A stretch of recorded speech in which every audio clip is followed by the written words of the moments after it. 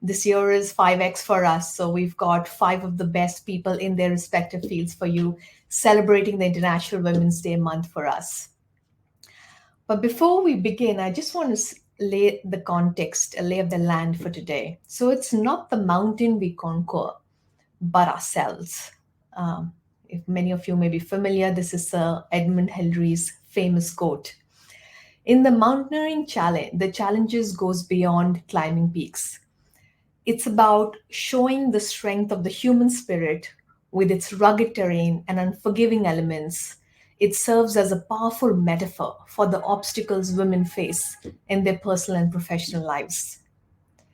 It's a reminder that great summits are not always found in the external world of rocks and ice, but within the depths of inner landscapes. On this International Women's Day month, we want to celebrate the indomitable spirit of women who dare to climb higher, reaching new heights in their pursuit of excellence and empowerment with this event called Beyond the Summit.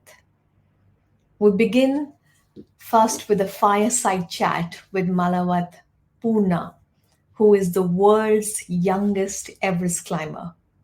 I'm super excited personally to have Poorna here with us because climbing the Mount Everest was one of my personal, I think, in my bucket list to do. And then from the Mount Everest, I said, probably I'll just go to the base camp and then try myself there. And then I started talking about the Kailash Yatra. So, but when I spoke to and heard a lot about Poorna and read her book, it just inspired me to do it because she made history by becoming the world's youngest female to summit the Mount Everest at the age of 13. Her remarkable journey continued as she embarked on the expedition to conquer the seven summits, the tallest peak on each continent. Her life story inspired a movie called Poorna and a book capturing her journey from her village to Everest. She has been recognized on the Forbes India list of self made women in the year 2020. As we commemorate her achievements, we dive into a story of defying stereotypes, shattering glass ceilings, and conquering her own Everest, both literal and metaphorical. Poorna, welcome to Beyond the Summit. Thank you so much, and I'm glad to be part of this on this stage. Thank you very much for having me. Beautiful. Poorna, I was just so inspired you climbing the Everest at the age of 13. And I've got a 12-year-old daughter. And for me, in my head, my 12-year-old daughter is still a child. Um, and now looking at what you accomplished at the age of 13, it just inspires me that, and I've been sharing your story with her since yesterday. And I keep telling I'm so proud to have you here on this channel and hopefully some get her to also look up to role models like you. But tell me how did this where did this idea of climbing the Mount Everest at the age of 13 and then after that scaling all seven of the tallest peaks in the world, where did that idea come from? What led you to this journey? So it was not my dream, and I have no idea about mountaineering and adventure sports at all. I don't know anything about it. So when I was in ninth grade, I was in a government social welfare residential schools. So I got an opportunity from the school. There was a secretary, Mr. Dr. R.S. Praveen Kumar, who was an IPS officer, and who gave me an opportunity to climb of rock climbing course. So I was very active in sports back in my school. So my teachers, they have selected me for this adventure sports, I mean rock climbing course. And there I started, and I still remember my physical director ma'am came to me and asked me, "Do you know rock climbing?" So I said, "I don't know," because honestly I don't know anything at that such young age. So I said no. Then she told me that pahad chana hai. So then I thought it's sounds similar what we do back in my village. with my mom and my mother and father. So I thought it will be the same like going in the forest. I thought like that, but Mhm. that how I got opportunity, and I did my first step of training in a Bongir rock climbing academy, which is 40 kilometers from Hyderabad. There we have no professional rock climbing training center. So there I started my journey, Oh, and then beautiful. yeah. Yeah, please continue. Then there was 110 students who were participated in rock climbing, girls, boys, everyone.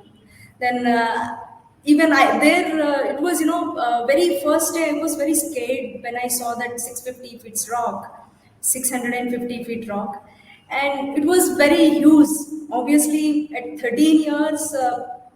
Till that moment I've seen only small boulders, rocks, and seeing a huge rock scares me a lot. And instructors were telling me that you have to climb this rock karke. They told us and gave instructions how to climb, how to do rock climbing, and what kind of equipments we have to use. And of course I was very scared to start my first step, but first that first step is very important. In our life, whatever we do in our life, that first step is very important. That what I realized after 5 days course. It was 5 days course, like we have learned rock climbing, rappelling, bouldering, many things. And after 5 days, I became a very confident, like I can do anything in my life. But I have realized again, when we start something new, the fear will be always there, because we don't have experience about it. We don't have any experience, and we don't have any knowledge about it. So definitely we'll have a fear. But once we experience it, then everything will go away, and we can become a confident person, and we can we can be courageous and confident to do further. So that how I got into that adventure field. Then I went to many different courses, mountaineering courses, basic advanced mountaineering course, and then winter expedition. We have climbed Renock Peak, which was our first, which is my first achievement, and it was 1700 feet height. Was in Darjeeling in 2013. So that was my first achievement, and I think it was just whatever I was doing, I was having fun. Nothing else. Mm. There is no dream or nothing. Then after my basic advanced mountaineering course, I got to know about Mount Everest. And then I thought I should, if I get opportunity, I should climb Mount Everest. Then there I decided. But that decision, I didn't told anyone. That's there in my mind only. I want to climb Mount Everest one day. But unfortunately, luckily, in every course, every activity, I was in the first only. So I was very active. I was first, and I got selected finally for the Mount Everest expedition. So that's how the Mount Everest expedition was happened. And obviously, training part is completely different, and climbing Mount Everest is we can't even imagine. We Yeah. can't even compare with the training. Training is just to become fit physically and mentally, to be Mm. fit to climb Everest or any other mountain. Yeah, there was many challenging parts, difficulties during my expedition. And after that, I mean, obviously being a 13-year-old, it was more challenging than anyone, I would say. But I think that young age was my advantage. I mean, that 12, 13 years, child, the kid mindset will be like, chocolate chahiye to chahiye. I can do. Until mother or father, they give us, will cry, we do whatever we want to get that chocolate. So it was Mm. like that. I want to climb Mount Everest, karna hi hai. I want to do it, that's it. I mean, that Mm. was my advantage, that one. And coming from, a humble background was also my advantage for me to focus on my dreams, focus on education or whatever I was doing.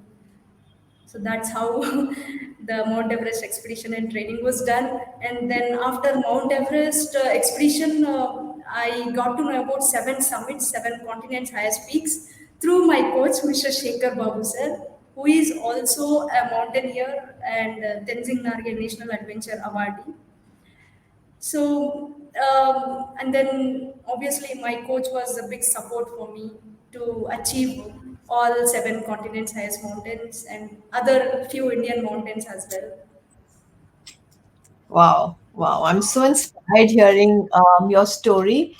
Not just as a young child, how you overcame one of the biggest and most audacious dreams people may have, or fear to have also, but you had such Yeah. beautiful lessons of life that came in this journey. I love the way you said, you only fear when you don't have experience. Go get the experience, the fear will go. And about having a child's a kid mindset, you said is you want it, you go get it. And and and the sense of gratitude that comes from you, because you talked about everything about you with a lot of gratitude. You said my humble beginning was an advantage, you said uh, my village from where I've come is an advantage. So you see everything that you've given you is a gift, and I guess that's kind of helped you in moving in the space of conquering some of the audacious dreams that people um, dare to dream. Now, talking about these gratitudes and these gifts you've had, um, and I'm sure it's not easy. I know it's not easy the way you make it sound. Mount Everest and then all seven peaks of the seven continents I climbed all in my teenage years. I'm sure it must have been really crazy you being in those peaks, or while you're on that journey traveling, there would be moments where you may have felt that, is this worth it, or I'm scared, or I'm being tested. Is there one of the biggest moment that you can think of where you feel that you're being tested, your resilience is being tested? What was that, and how did you overcome it? So during my training for Mount Everest expedition, we used to jog almost 20 to 25 kilometers every single day. We used to keep 3 to 4 hours for practice only. And out of 110 students, 20, then 9, then 2 was selected for Mount Everest expedition. And one is Anand Kumar, obviously, and me. So we both have selected, and we were in training for 3 months to become fit physically and mentally for Mount Everest expedition. So I remember one thing during everyday jogging. I used to tell Anand, Mr. Anand, Anna, why we have to do this much practice to climb Mount Everest. And I mean, he used to encourage me, but yes, but during my expedition, um, I think every step is very difficult and challenging, and we have to be very careful when we take every step in any mountain. So, but a very difficult and challenging part I felt myself is from 6,400 meters to reach 7,100 meters, advanced base camp to camp one.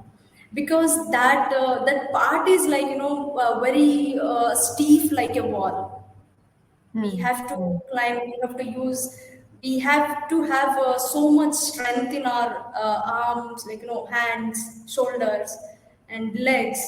So I think that was the time I felt it's testing my resilience, whatever you call it, the Hmm.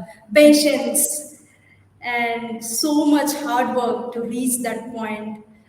I mean, I felt that part was most challenging for me, and obviously, entire expedition was very challenging.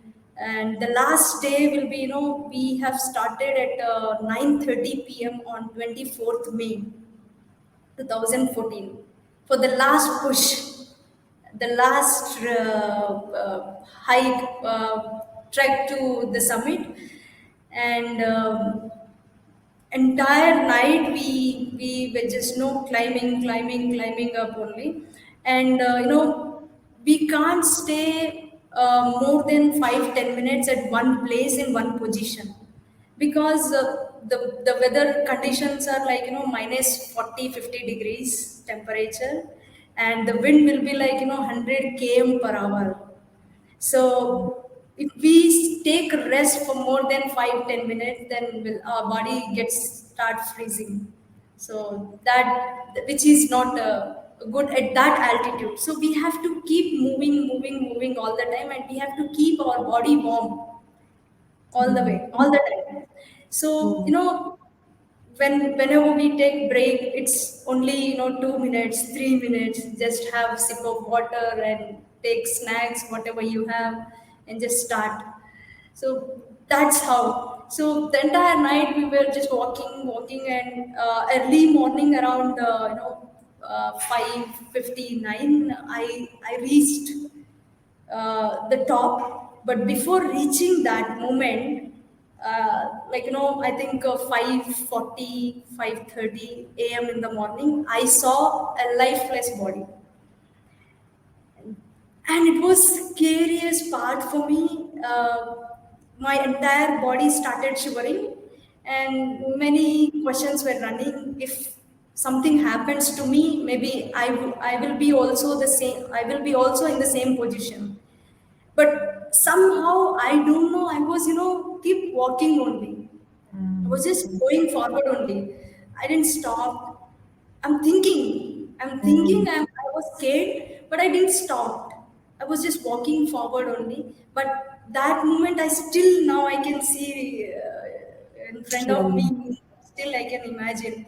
Mm, So mm, that's how, why I'm telling this is continuously we have walked almost 24 hours. We have mm, started at 9:30 p.m. 24th May 2014, and mm, 25th morning we did summit, and we mm, came back all the way to advanced base camp. mm, The next day, 25th, reached around 8 p.m. So it was continuous walking, and I think um, needs so much hard work, yeah, patience, whatever yeah. the words call. So I mean that was a Abs- challenging part, yeah. But we have a clear vision, and karna hai to karna, that confidence and courage, nothing will stop. Yeah, yeah. It's so inspiring listening to you. I can feel the goosebumps. I can feel the emotional roller coaster, especially when you spoke about that lifeless body in front of you. But at that moment, what's the thought going in your head? What are you telling yourself? Is there one or two words you're telling yourself throughout that 24-hour journey, which must have seemed a lifelong walk? So yeah, we have 10 commandments which my school taught me. The very first one is, I'm not inferior to anyone. And the last one is, I shall never give up. So I think Mm, those commandments, there are 10 commandments, but these two commandments I think inspired me a lot. And I would say we will have many people who can support, we will have many people who can encourage us, but the motivation has to come from within. That is mm, very important. We can't do by someone's force. That yeah, interest, we have to motivate ourselves, and we have to think what what the thing we motivates us. We have to find out that, and we have to motivate ourselves. I think those commandments, and as I said, the clear vision, mm, want to do, that's it, nothing else. So that maybe can take us forward. I mean, I always motivate myself yeah, in some yeah. way. Yeah. Yeah. And I love the two commandments you share. I'm actually tempted to ask you what those 10 are. Maybe you could share those 10 later on. But the two, I'm not inferior to anyone. And most important is I will never give up. It's so powerful. It kind of gives you that strength along the journey as well. So, Poona, if you were to leave, you said that I'm always motivated or I can motivate myself. If there were if you could leave this with the audience here today, how does one find the motivation? And when you find it, How do you keep it? What would your advice be to anyone? So, I always suggest everyone only one thing: have a clear vision, a dream. What keeps you, always push you. What always push you? Have that dream, not time pass wala, not that if I get an opportunity, I'll do this. Not like that. Doesn't matter. I wanted to do that. And whatever you, the plan is very important. I have learned many things from the mountaineering from last 10 years. So there are many things, have a proper plan. And I would suggest take right guidance from the right person is always important. That's what I believe. And obviously patience is very important, and hard work. You have to work very very hard. That's what I would suggest. And keep motivating yourself. I mean, see positivity whatever you do. First, we have to see positivity whatever we do. And the other thing I wanted to share here is, it doesn't matter for mountains whether climbing a boy or girl, everyone is equal. Mm, mm. That's what I've learned. Yeah. Beautiful. Yes. And I love the way you said it was you and I think Anand you mentioned who was with Yes. you in the final two. Did the two of you make it to Mount Everest or was it just you? We both Both. went. Yes. Beautiful. We both did. Beautiful. Yeah. I love the way you close the line saying, removing the stereotype that it can be anyone, it can be a girl, it can be a boy, and you doing it at such a tender age, you're even breaking another stereotype, which is ageism. So it's not about the right age. You could be really young and still do something and kind of create a path for others. Poona, it was beautiful chatting with you. I really wish I want to continue more, but I know some fantastic speakers waiting to come on board. But I want to summarize what you did just for the audience as well. I think what you said is how the question that I asked you is how do you get your motivation, continue motivation? And you gave a 5 step approach. One is have a dream, get a dream, get a powerful dream, find something that pushes boundaries. So have that big, powerful dream, what I call a moonshot kind of dream. Number two, you said is plan, strategize, plan. How do you go about doing it? So it's not just having a great dream and no plan, but plan is important. Third, what you said is get guidance, get the right person, get the right coach, get the right mentor, get the right trainer. That gets critical for you in the plan. Fourth, you said, which is the most important, is work hard, work really hard, which in our words we use is execute, to do something about it, work around it. And fifth is, of course, you said, is keep yourself motivated, which is go back to your dream, because sometimes you will come across barriers which you have. You were telling Anand, why do we have to practice so much to climb Mount Everest? But then I think it just links to your dream, and we have to do all of this and just keep the motivation going. So these were great lessons, Poona, from you at such a beautiful age, sharing life lessons, not just conquering those summits, but conquering your inner summits as well, which stops you from dreaming big and going after those goals. I want to keep a couple of questions for you. There are a lot of questions coming here from the audience, a lot of stars that I've got here. Let me just pick up one question from Ahmed Furtado. The question is, did anyone tell you during your course or journey that you were too young to do this? um, no, honestly no. Because I mean, I was in a hostel and I was practicing in a hostel. And I think I didn't told anyone, even my relatives, until I did my achievement, until I reached the summit. But maybe somebody, very few, told me, being a young, I mean, not young, being a girl, why you want to climb mountains and all that. I had those kind of comments. But see, honestly, from my childhood, I don't even. I mean, that was my advantage. I don't take anything into my mind seriously. So Mm. whatever I need, I take that and I just move forward. Yeah. Obviously, I will have coming from a humble background. The community where I came from is, they get married at 13, 14-year age, child marriages. So Mm. obviously, I also got those comments, being a girl, why Mhm. you want to cry? Yeah, Mhm. Mhm. But you chose what to listen to, and you chose to just listen to something that fulfills your dreams. correct. Beautiful response. I think there's one more I'll take, which is a combination of a few. Srita, Shadal, one, pretty much saying this similar things is what's your advice to young women on climbing Mount Everest? Or I would add just climbing Mount Everest or climbing, doing something big and audacious. What's a message to young girls, young women? So I mean, being a girl, I would suggest, start being independent. Do not depend on someone.